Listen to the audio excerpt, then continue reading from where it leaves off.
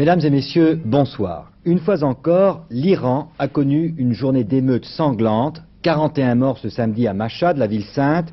L'armée a tiré sur les manifestants de Téhéran. Cela continue, mais on a l'impression cette fois que l'on approche d'un certain dénouement. Car tous ces événements sont doublés d'une confusion politique totale. On avait annoncé la nuit dernière le départ du Shah. Il a fait savoir aujourd'hui qu'il n'avait pas l'intention de quitter le pays. En revanche, sa mère et plusieurs personnes de la famille royale sont arrivées aujourd'hui aux États-Unis. D'autre part, un opposant modéré, M. Shapour Bakhtiar, tente toujours de former un gouvernement civil à l'initiative du souverain. Mais M. Bakhtiar vient d'être ce soir exclu de son parti. Il se retrouve donc seul. C'est à l'unanimité que le Front National a décidé ce soir d'exclure de ses rangs M. Bakhtiar, qui a accepté l'offre du Shah de tenter de former un gouvernement civil. C'est peut-être la dernière planche de salut du régime qui s'écroule. Pourtant, M. Bakhtiar vient de préciser il y a quelques minutes à peine qu'il continuerait sa mission.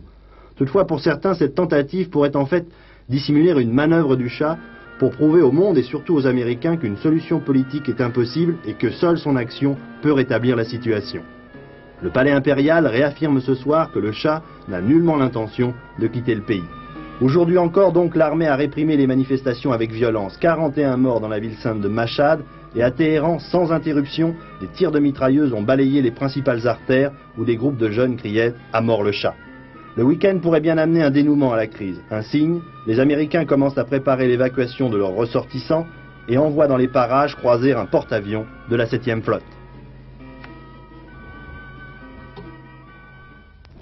L'arrivée du porte-avions Constellation à proximité des rivages iraniens peut être considérée comme la volonté de provoquer un choc psychologique et de rassurer les 30 000 Américains basés en Iran. Dans l'esprit des experts qui suivent minute par minute les événements de Téhéran, la présence du Constellation signifie également que les États-Unis donnent des gages à des alliés comme l'Arabie Saoudite, qui verrait d'un mauvais œil une intrusion soviétique dans cette partie du monde avec sa richesse fondamentale, le pétrole. Pour l'heure, le président Carter pourrait décider des mesures obligatoires d'économie d'énergie si l'arrêt des exportations de pétrole iranien aboutissait à une baisse des approvisionnements en Occident. D'autre part, les États-Unis semblent prêts, sinon préparés, à l'alternative. C'est pourquoi sans doute la rumeur du retrait du Shah a été aussi forte à Washington. Il n'en est rien pour l'instant, mais la rumeur a été alimentée avec l'arrivée à Los Angeles de la mère du souverain iranien, arrivée hier soir avec sa suite et entourée de la plus grande réserve. La mère du Shah effectuera un séjour aux États-Unis pour raison de santé. Telle est la thèse officielle. Il faut rappeler que le prince héritier suit depuis plusieurs semaines un stage de pilotage dans une base du Texas. Rien ne permet encore de parler d'exil, mais aujourd'hui, le Shah et l'impératrice sont seuls dans leur palais de Téhéran. Que l'ayatollah Khomeini peut rester en France pour une durée indéterminée. C'est la réponse des autorités à sa demande de prolongation de séjour dans notre pays. Proche-Orient, la paix toujours en attente et le président Sadat vient de préciser que l'Égypte ne signerait pas avec Israël sans qu'un lien soit établi entre le règlement dans le Sinaï et les règlements futurs en Cisjordanie et à Gaza. Le président Giscard d'Estaing et l'Europe, le chef de l'État, dans une interview au journal allemand Der Spiegel, souligne que l'Europe ne devrait pas engager des discussions sans fin sur les institutions, mais plutôt s'attaquer avec énergie aux problèmes qui préoccupent les hommes. M. Giscard d'Estaing indique en outre que la manière dont le Parlement a pris position récemment sur le budget de la communauté était juridiquement et politiquement inacceptable. Le président de la République a séjourné à Libreville au Gabon aujourd'hui. Il rentre dans la nuit à Paris. Demain, il présentera ses vœux aux Français. Jean-Paul II a nommé son successeur à Cracovie. C'est le recteur du grand séminaire de la ville, Monseigneur Macharski, qui devient archevêque de Cracovie. Il est âgé de 51 ans et c'est un proche collaborateur de Karol Wojtyła. En France, tout un département est mobilisé pour retrouver un homme qui s'attaque à des jeunes femmes. Ce département, c'est l'Oise, où des battues ont été organisées toute la nuit. Le maniaque de l'Oise a fait une nouvelle victime, une jeune fille de 19 ans qui l'a grièvement blessée. Cette fois, l'enquête de la police va peut-être avancer car un témoin a vu ce maniaque. Toute la nuit, dans l'Oise, des barrages ont été mis en place par la gendarmerie pour tenter de retrouver l'agresseur d'une jeune élève infirmière de 19 ans, André Poiré. C'est hier, vers 11 h, que la jeune fille est prise en autostop. Quelques minutes après, la voiture s'arrête en pleine campagne. On retrouve un peu plus tard la jeune élève infirmière atteinte de 4 balles et grièvement blessée sur le bord de la route. Avant de tomber dans le coma, elle pourra donner un signalement de son agresseur. 25 ans environ, cheveux blonds, portant moustache et lunettes. Pour les policiers, il ne fait pas de doute que cet homme est le même qui a, au cours des 7 derniers mois, assassiné dans la région une étudiante de 19 ans, blessé 2 autres jeunes femmes et piégé à l'explosif 3 véhicules volés utilisés pour ces agressions. Ce n'est que de justesse cette fois-ci que le meurtrier a pu s'échapper. Il a même été vu par plusieurs témoins. Ça s'est passé on a vu passer une voiture à très grande vitesse, juste devant nous, quoi. Elle était de quelle couleur, cette voiture? Vert clair. Et c'était quoi comme marque? 504. Il allait très très vite? Très vite, oui. Et c'est même étonnant qu'il a pu passer ce virage que juste après, là. Sinon, il s'est arrêté là. Et comment savez-vous que c'était lui? Tout de suite après, peut-être 3 ou 4 minutes après, les gendarmes qui passaient derrière. Bon, après avoir raté son virage, qu'est-ce qu'il a fait exactement? Elle a été vers le lieu-dit La Bascule, c'est près de l'Oise. Et disons 3-4 minutes après, c'était les gendarmes qui le suivaient. Et apparemment, ils ont été bloqués à la barrière qui se situe à peu près à 100 mètres de l'Oise. Et la voiture, vous l'avez vue, elle a été retrouvée où? À 200 mètres du lieu-dit La Bascule, en direction de Verberie. Et apparemment, il s'était enlisé, là. Ah oui, oui, bien enlisé. Et il a dû continuer à pied, donc. 1978 a encore 27 heures et 52 minutes à vivre, puis on passera au chiffre suivant.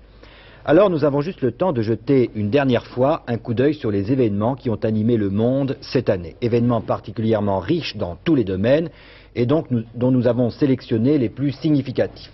Commençons par l'étranger. Sur la carte du monde, 3 régions se sont mises à clignoter, annonçant une surprise, une déception, une tragédie. La surprise, elle a été de taille, c'est l'ouverture de la Chine au monde extérieur. Et dans cette partie, un homme a joué un rôle déterminant. Cet homme, c'est Deng Xiaoping, que l'on voit ici reçu à Tokyo à l'occasion du traité de paix sino-japonais. C'est lui en effet qui allait récidiver il y a tout juste 15 jours en permettant la normalisation des relations avec les États-Unis, un événement qui bouleverse toutes les données de la politique en Asie, mais aussi dans le monde. Premier pays visé, l'Union soviétique, qui veut voir dans cette normalisation une espèce de sainte alliance Chine-États-Unis dirigée contre elle. Première conséquence, un développement sans précédent de l'industrie chinoise qui, avec le concours de la technologie japonaise et américaine, devrait rapidement atteindre des sommets. C'est le vœu de Deng Xiaoping qui veut faire de la Chine un pays puissant et prospère. Première victime, enfin, Mao Tse-tung, dont la politique est de plus en plus critiquée, à tel point que la Chine tout entière est en proie aujourd'hui à une démaoïsation qui n'ose pas encore dire son nom. La déception, elle vient bien évidemment du Proche-Orient. Déception d'autant plus grande que le 17 septembre dernier, tout paraissait possible, y compris la paix, avec ces fameux accords de Camp David. Jimmy Carter avait mis tout son poids dans la balance, Anwar el-Sadat et Menachem Begin avaient suivi, cela n'a pas suffi. Et tout cela à cause d'une petite bande de territoire appelée Cisjordanie. Depuis la guerre des 6 jours, les Israéliens l'occupent et sont prêts, sous certaines conditions, à s'en retirer. Que ces conditions soient précisées dans le texte de nos accords bilatéraux, disent les Égyptiens. Pas question, répondent les Israéliens. Signons d'abord la paix, ensuite nous discuterons de la Cisjordanie. Le processus est bloqué. L'année qui vient permettra peut-être de trouver un compromis à ce qui serait le plus grand événement au Proche-Orient depuis 30 ans, la fin de l'état de guerre entre l'Égypte et Israël. La tragédie enfin, c'est celle d'un homme, le Shah, qui ne se résout pas à quitter le pouvoir, celle d'un peuple aussi qui depuis 6 mois n'en finit pas de compter ses morts. Car c'est un soulèvement sans précédent auquel on assiste aujourd'hui en Iran, un soulèvement que n'avaient même pas prévu les services secrets américains. C'est une révolte, une révolution, disent même les Iraniens, contre la répression, contre la corruption, contre le rêve d'un homme qui, à force d'occidentalisation, voulait dépersonnaliser son peuple. Et dans ce combat, c'est tout naturellement la religion chiite qui allait canaliser la contestation, et pour cause, le Shah, depuis 40 ans, a décimé toutes les formes d'opposition autour de lui, la seule existante aujourd'hui en Iran étant celle des ayatollahs. Le plus célèbre d'entre eux, Khomeini, est aujourd'hui en France. Il a engagé une lutte à mort avec le Shah d'Iran et il a réussi à désorganiser totalement le pays. Reste à savoir si la solution de remplacement qu'il propose sera bénéfique pour le peuple iranien, pour tout le peuple iranien.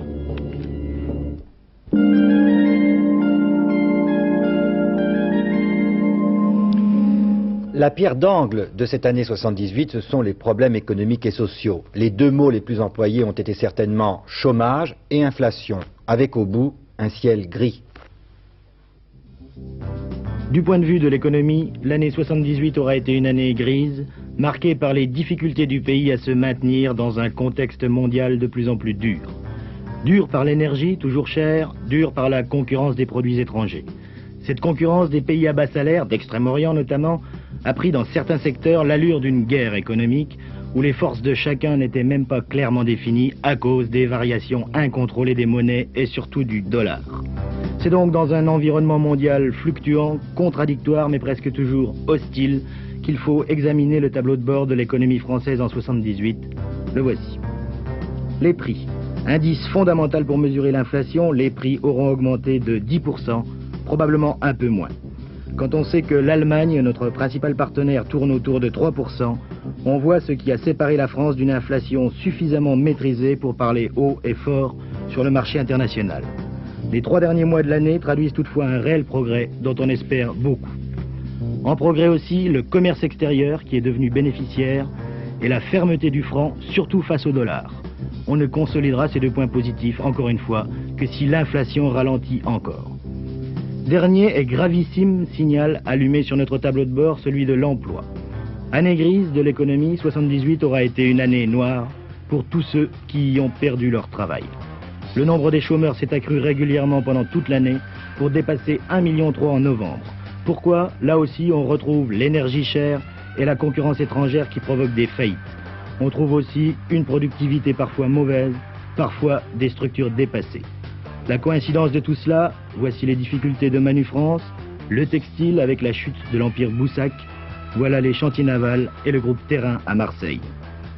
Et puis surtout, 78 aura vu un événement inouï, l'effondrement d'un secteur tout entier, orgueil des industries de naguère. La sidérurgie s'est trouvée à l'automne en cessation de paiement pure et simple et tardivement ramassée dans sa faillite par les banques créancières et surtout par l'État. La ruine et le ravalement actuellement en cours de la sidérurgie française auront coûté des dizaines de milliers d'emplois. Dans son énormité, ce drame social illustre parfaitement la mutation économique imposée à la France par la pression mondiale et illustre aussi les efforts du gouvernement pour opérer à chaud cette mutation.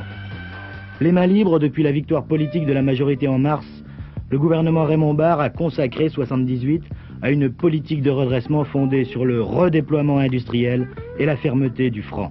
Méthode, attirer l'argent plutôt vers les entreprises que vers les ménages.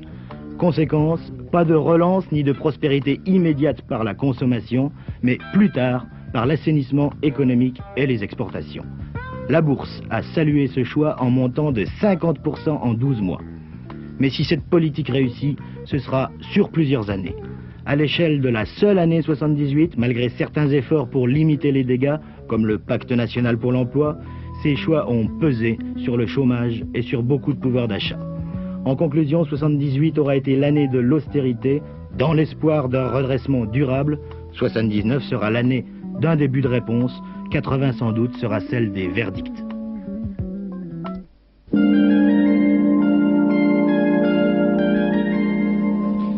En politique, le principal fait s'est déroulé au début de l'année, les élections. Dieu sait si elles ont suscité des commentaires, des discours, des polémiques pendant des mois et des mois.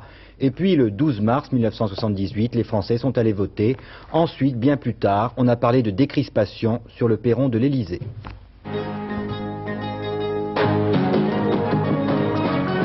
Ce soir-là, les Français retiennent leur souffle. Dans leur énorme majorité, ils ont conscience que ce qui va être dit dans quelques secondes peut éventuellement modifier leur style de vie et influencer leur avenir. Majorité sortante, 47%. Opposition, 50,5%. Divers, 2%. Nouvelle estimation. Résultat définitif de ce premier tour, gauche 48%, majorité 46%. Ce n'est qu'un premier tour, mais les états-majors politiques savent que la gauche aura du mal à gagner ces élections. Le lendemain, les trois partis de l'Union enterrent tant bien que mal l'âge de la discorde qui les ruine depuis 6 mois. Le Parti socialiste, le Parti communiste et le mouvement des radicaux de gauche décident le désistement réciproque de tous les candidats pour les candidats de gauche arrivés en tête au premier tour. On se sert pas la main. Ces sourires un peu forcés disparaissent tout à fait le soir du 19 mars. La majorité reste la majorité, elle obtient 285 députés, l'opposition 200. Et comme c'était prévisible, l'union de la gauche va éclater. Enfin, le 20 mars, Valéry Giscard d'Estaing commente les élections et il relance la décrispation. Il est temps d'en venir à ce que j'appellerais une cohabitation raisonnable. Cette fois, il est entendu. Pendant 3 jours, tous les leaders politiques et syndicaux vont à l'Élysée s'entretenir avec lui. La décrispation tournera court avec les communistes, elle se maintiendra avec les socialistes et ira jusqu'à diviser les radicaux de gauche. Mais toutes les formations de politique sont bouleversées par les résultats de mars. Au Parti socialiste, la rivalité sourde entre Michel Rocard et François Mitterrand éclate à la convention du 25 novembre. Elle prend appui sur une divergence d'analyse quant aux raisons de la défaite.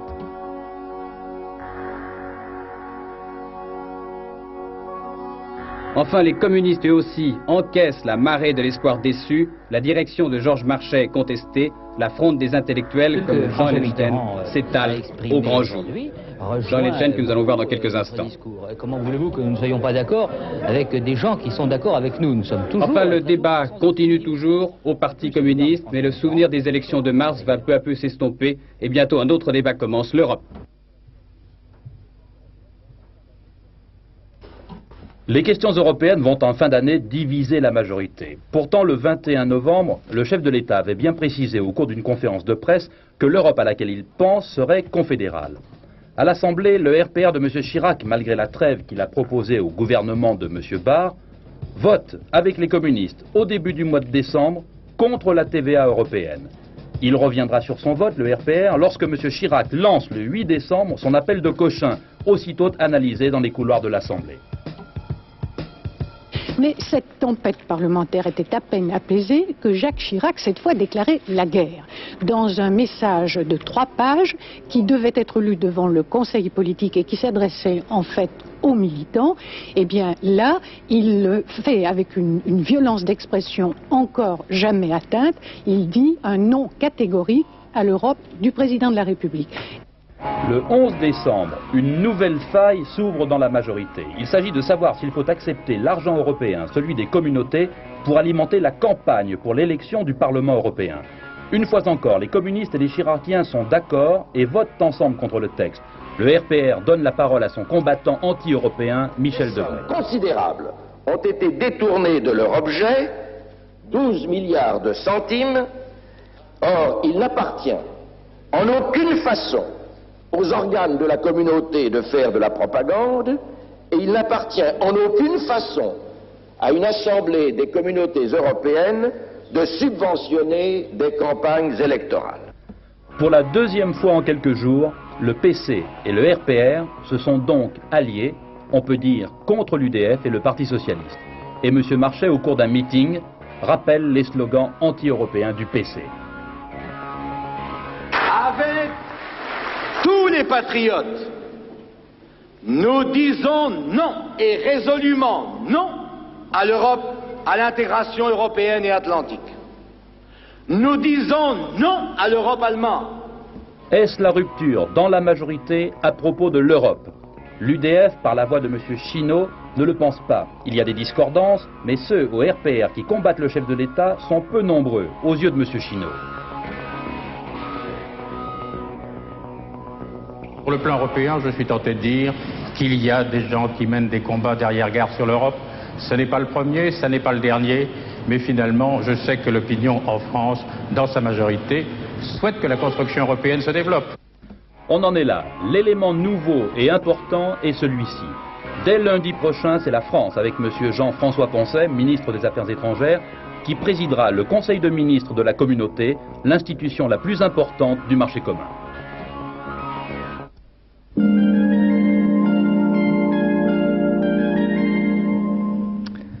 Toujours plus haut, disait l'aviatrice Maryse Bastier. Toujours plus. C'est vrai et c'est finalement rassurant.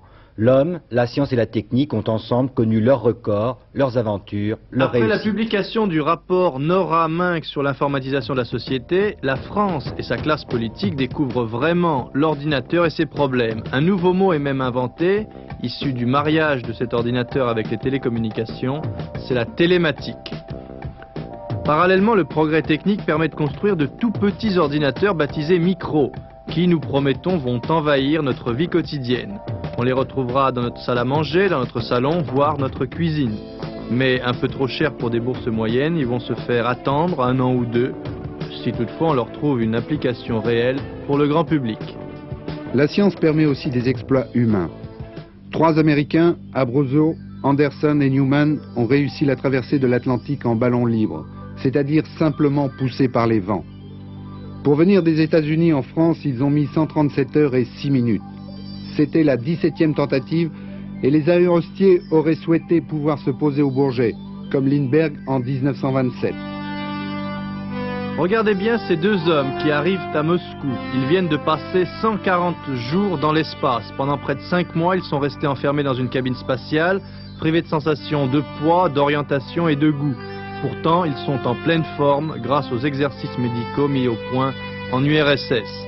Cet exploit ouvre, selon les responsables de l'espace soviétique, les vols humains vers les planètes voisines de la Terre. Comme tous les ans, la Terre a bougé un peu partout.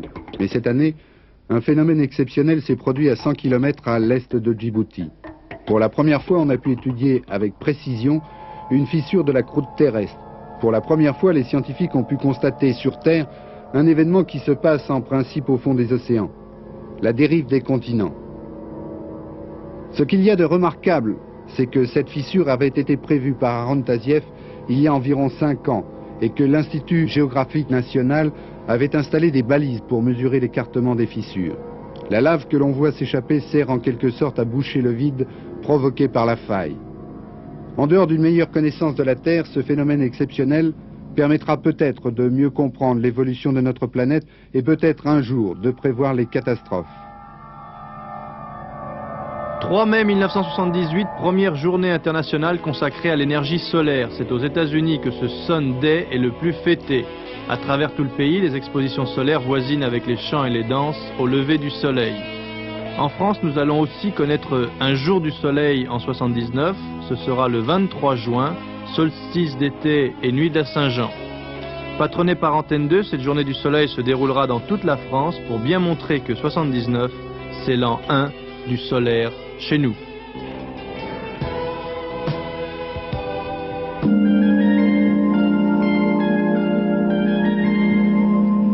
Oui, les problèmes de société, les drames n'ont peut-être pas été plus nombreux que les autres années, mais ils ont été pour certains inexplicables. Et on a souvent pensé en les vivant, comment ces choses ont-elles pu se produire? Marée noire en Bretagne, événement national et mondial le plus important de l'année 78 pour les Français. Drame écologique provoqué par le naufrage de la Moco Cadiz au premier rang des souvenirs.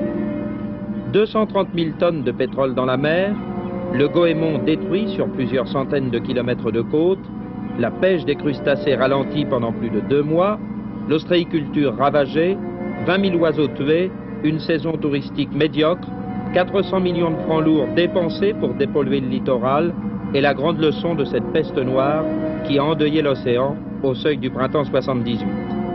Carence du plan Polmar, absence d'un remorqueur assez puissant dans les eaux territoriales pour tirer le géant blessé, scandale des pavillons de complaisance, de la qualification des équipages et peur de l'avenir devant 2 chiffres. 30 000 navires empruntent chaque jour le rail à l'ouest d'Ouessant, dont plusieurs dizaines de milliers de pétroliers qui transportent au total plus de 450 millions de tonnes de carburant. Le 11 juillet à 15 h, à mi-chemin entre Valence et Barcelone, un camion fou, bourré de propylène, quitte la route bordant un camping et explose. 150 vacanciers périssent carbonisés. C'était comme du napalm, racontent les témoins, tout brûlait, tout fondait.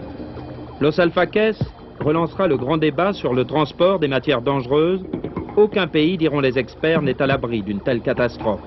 Une simple soudure défectueuse de la citerne, transportant le gaz liquéfié, est à l'origine de ce drame en Espagne.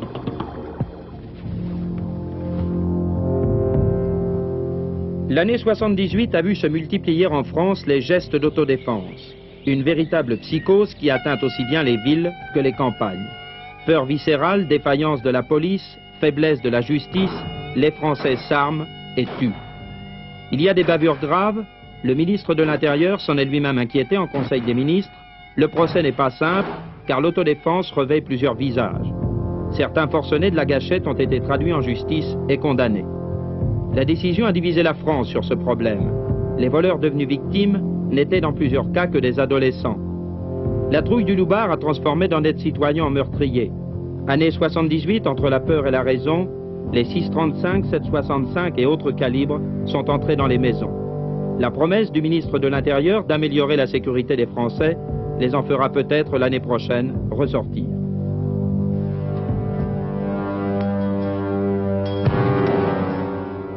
Samedi de novembre, dans une colonie agricole au cœur de la forêt guyanaise, 923 ressortissants américains, adeptes de la secte du Temple du Peuple, viennent de se suicider sous la houlette d'un dément, Jim Jones. Avant ce suicide collectif, les disciples du révérend ont assassiné un représentant démocrate de Californie venu enquêter sur leurs activités, 3 journalistes d'une chaîne américaine de télévision et un photographe. Après Charles Manson et ses messages écrits dans le sang, la Californie où les sectes abondent vient une nouvelle fois de rencontrer le diable. En France, on se dit que décidément, le nouveau monde est fou. L'Amérique est malade de ses sectes. Des images idylliques du rêve américain dans les années 50 au cauchemar du Temple du Peuple, il s'est écoulé un quart de siècle.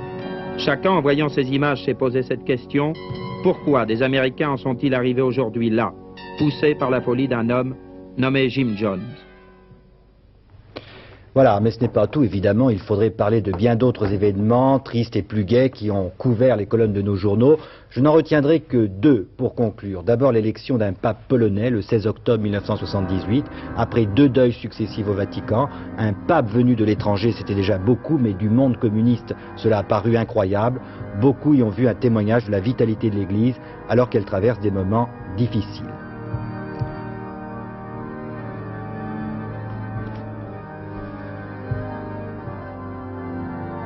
Et puis, il y eut Louise, le premier bébé éprouvette. Elle est née en Angleterre dans la nuit du 25 au 26 juillet. Victoire de la médecine, je dirais plutôt un pied de nez à l'avenir et à l'espérance que le sourire de Louise.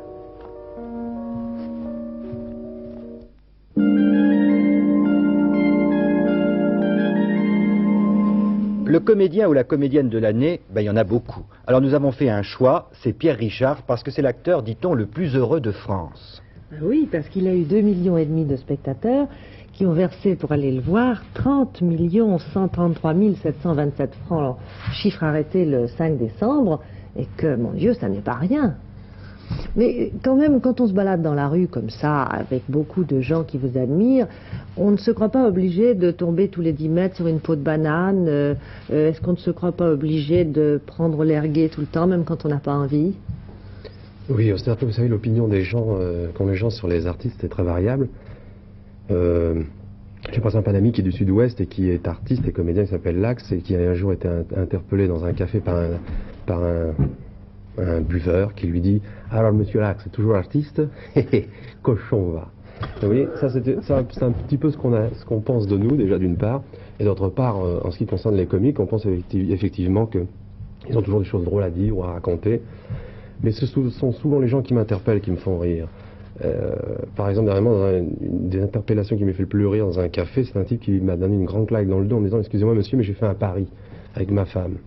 Je suis souvent l'objet de paris. On parie, je dois tout de suite avouer mon âge ou embrasser une dame qui a parié qu'elle réussirait à ce que je l'embrasse, des choses comme ça. Quand je suis en forme, ça va. Et il m'a dit: j'ai fait un pari, j'ai parié que vous étiez Yves Robert. Ou plutôt, ma femme a parié que vous étiez Yves Robert. Alors j'ai dit: non, je ne suis pas Yves Robert. Alors il appelle sa femme dans un café, il dit: Jacqueline,